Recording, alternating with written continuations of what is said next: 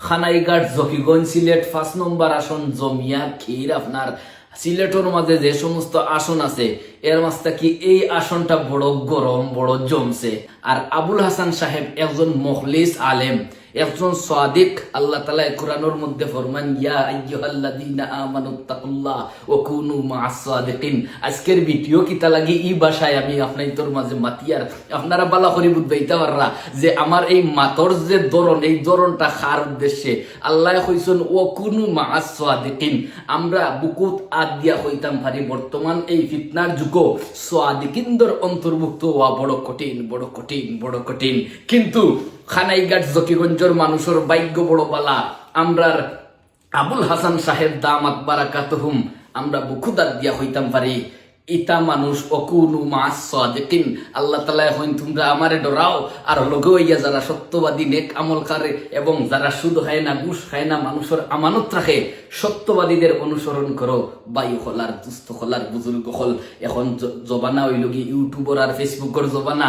আর ইতা আলী মহল Facebook YouTube hour আগে viral Ali মহল মানুষের হৃদয়ে জাগা করা। আমরার বাপ দাদা হলর আমলর আলী মহল আমরা যখন হুরু আসলাম আমার আব্বাই নাওয়াইয়া গেঞ্জিয়াগু ফিন্দাইয়া হাফ পেট ফিন্দাইয়া লইয়া যাইতে গিয়া আপনার ওয়াজও আর ওয়াজর বাজারও গিয়া আমি মজা লইয়ার খেলনা লইয়ার আর হতা লইয়ার আর কথা লইয়ার আর মুফতি আবুল হাসান সাহেবে ওয়াজ কররা বা ইহলার দুস্থ হলার বুজুর্গ হল।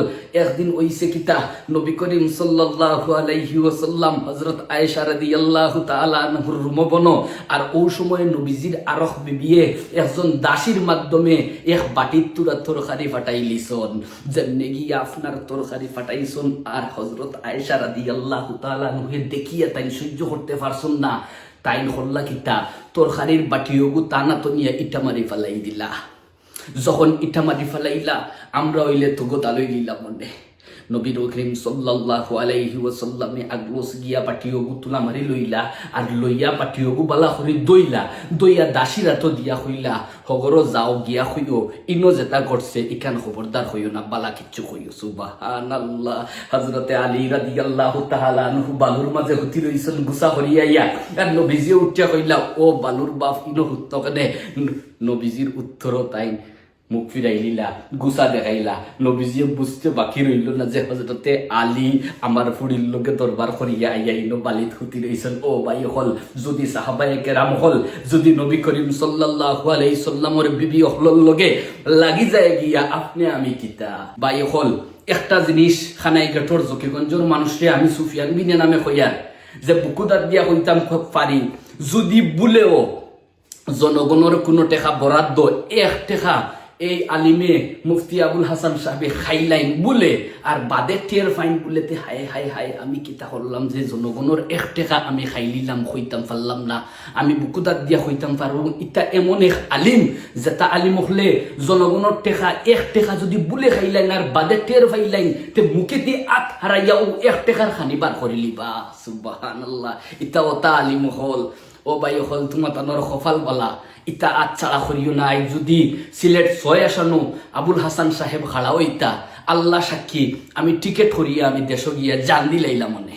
আমার লাখান যেটা তরুণ যুবক মাদ্রাসার ছাত্র অকল আছো তোমার তানোর পরিবার রে বুঝাও স্কুল ইউনিভার্সিটির যেটা ছাত্র অকল আছো তুমি তাই জানো আবুল হাসান সাবর ওয়াজ লেমটা খাল তাকি হুনি আইরায় তোমার তানোর বাপ দাদা ইনতে হুনি আইরা। ও বাই অকল ইতা আলী মহলরে তোমরা খুয়াইও না রে তোমরা ভাগ্যবালা। এই সমস্ত আলী মহল আইজন তোমরা খান্দার তোমরা বুট দিয়ে একবার সংসদ ফাটাও 500 টাকার কাছে বিক্রি হইও না তোমরা 1000 টাকার কাছে বিক্রি হইও না। এই সমস্ত আলী মহলরে যদি তোমরা নিঃস্বার্থ মেহনত করো আর সংসদে ফাটাই লিতে পারো ভাই হল তাহলে 5 বছর যেটা পাই ভাই আস্থা জীবন পাতি নেতা আর দুর্নীতিবাজ হলর পিছনে ঘুরিয়া ইটা পাইতাই না। আল্লাহ তাআলা আবুল হাসান সাহেবকে কবুল করতে হলে বড় করে হোক আমিন। ওয়া আখিরু দাওয়ানা আনিল হামদুলিল্লাহি রাব্বিল আলামিন।